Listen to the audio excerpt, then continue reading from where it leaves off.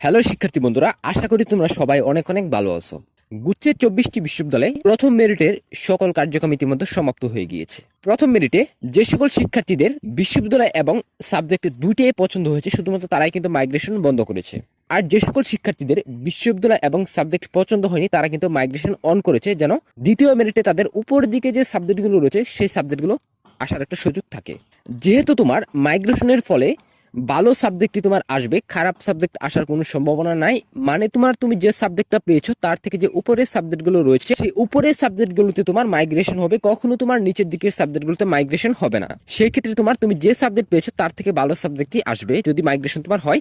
এবং এই মাইগ্রেশনটা কিন্তু শিক্ষার্থীদের কোন বিশ্ববিদ্যালয়ে তোমার কতটি আসন ফাঁকা থাকছে, তোমার মার্কের উপর এবং অন্যান্য সকল তথ্যের উপর নির্ভর করে কিন্তু মাইগ্রেশনটা সম্পূর্ণ হয়ে থাকে। মাইগ্রেশনের ফলে বিশ্ববিদ্যালয়গুলোতে তোমার আসন খালি হতে থাকবে। যখনই তোমার আসনগুলো খালি হবে, তখনই কিন্তু ওয়াইটিং এ থাকা শিক্ষার্থীরা কিন্তু ওই সকল বিশ্ববিদ্যালয়ে কিন্তু ভর্তি হওয়ার জন্য সুযোগ পাবে। তাই যদি মাইগ্রেশন কার্যক্রম দ্বিতীয় মেরিটে সম্পূর্ণ হয়, বিভিন্ন বিশ্ববিদ্যালয়ের আনঅফিসিয়াল যে তথ্যগুলো দেখা গিয়েছে যে কতগুলো আসন ফাঁকা রয়েছে, সেই ফাঁকা আসন অনুযায়ী খুবই অল্প সংখ্যক আসন কিন্তু ফাঁকা রয়েছে বিশ্ববিদ্যালয়গুলোতে। ওয়াইটিং এ থাকা খুব কম শিক্ষার্থী কিন্তু ভর্তি হওয়ার জন্য সুযোগ পাবে এই শিক্ষাবর্ষে।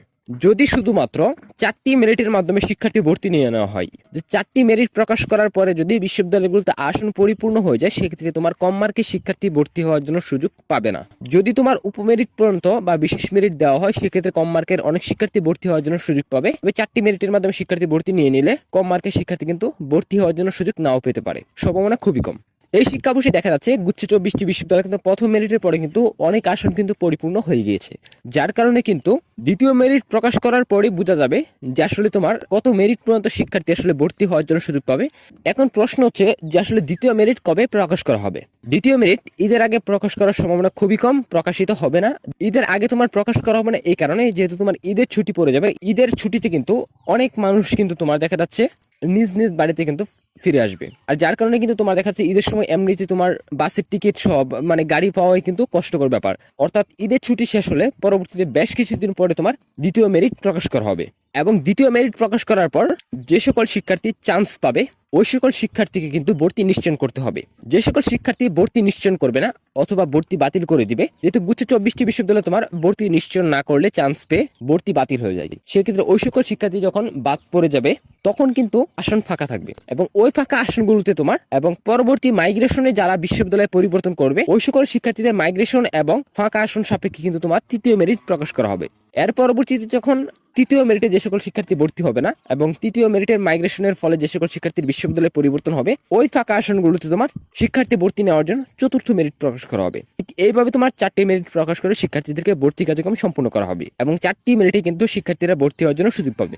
থার্ড অথবা ফোর্থ মেরিটে তোমার খুব অল্প সংখ্যক শিক্ষার্থী কিন্তু ভর্তি হওয়ার জন্য সুযোগ পাবে। তো আশা রাখছি বিশেষ মেরিট পর্যন্ত যদি তোমরা যেতে পারো, সেক্ষেত্রে তোমার কিন্তু অনেক কম মার্কের শিক্ষার্থীরাও ভর্তি হওয়ার জন্য সুযোগ পাবে। অথবা চতুর্থ মেরিটের দিকে কম জনপ্রিয় যে সাবজেক্টগুলো রয়েছে, সেই সাবজেক্টগুলোতে তোমার কম মার্কের শিক্ষার্থীরা ভর্তি হওয়ার জন্য সুযোগ আসতে পারে।